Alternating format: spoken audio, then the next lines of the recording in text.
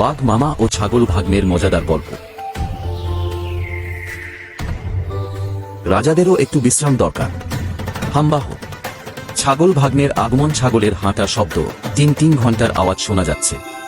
চাঁদু বলল, মামা মামা, আমি এসেছি।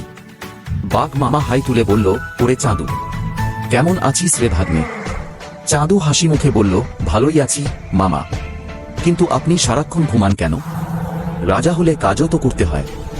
বাঘ মামা গর্জে চিৎকার করে বলে উঠল, এইটাকেই বলে রাজকীয় বিশ্রাম? রাজা আদেশ দেয়, কাজ করে না। চাঁদু চোখ টিপে বলল, তাহলে একটা আদেশ দিন মামা, আমার পেট ভীষণ খিদে পেয়েছে। বাঘ মামা বলল, আমারও তো খিদে পেয়েছে, কিন্তু তোকে তো আমি খেতে পারি না ভাগ্নে। চাঁদু বুদ্ধি করে বলল, মামা তাহলে আমি একটা আইডিয়া দিই, আজ জঙ্গলে উৎসব, সবাই দই চিড়া খাচ্ছে, আপনি গেলে সবাই ভাববে আপনি অতিথি আর আপনাকেই খাওয়াবে। বাঘ মামা চোখ বড় করে বলল, দই চিড়া? আহা, তাহলে চল এখনই। হঠাৎ বাঘ মামা ঢুকে পড়তেই সবাই চেঁচিয়ে পালাচ্ছে। হাতি বলল, দৌড়াও, বাঘ এসেছে। বানর বলল, চিড়া বাঁচাও। হরিণ বলল, দই নিয়ে পালা।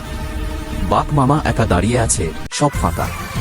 বাঘ মামা বোকা চেহারায় বলল, এই দই চিড়া গেল কোথায়? চাঁদু গাছের ডালে বসে হাসছে।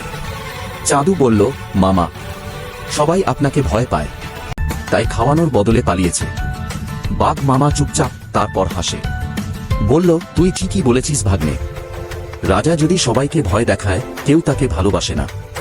চাঁদু মিষ্টি হাসিতে বলল, ভালোবাসা দেখান মামা, সবাই আপনাকে মানবে।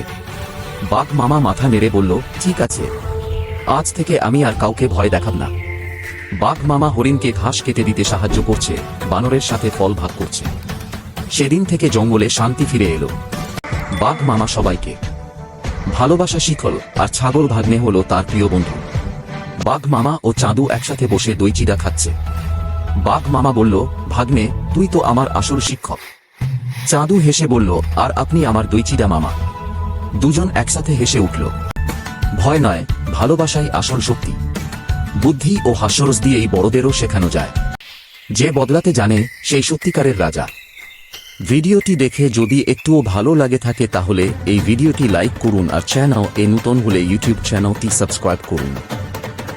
আর ফেসবুক থেকে যদি দেখেন তাহলে ফলো করে রাখুন এই রকম আরও নতুন নতুন মজাদার শিক্ষণীয় কার্টুন ভিডিও দেখার জন্য।